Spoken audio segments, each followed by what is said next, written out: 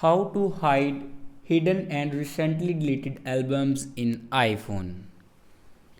So let's start the video. First of all, if you want to hide your hidden album and recently deleted albums in Photos, then firstly open your Photos app and then scroll down, and here you can see the hidden and recently deleted folders in utilities section. And if you want to hide these folders, then simply scroll down in last and then click on customize and reorder.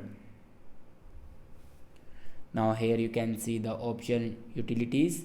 Now click on it, and after unselected utilities, then go back, and here you cannot see your recently deleted and hidden albums.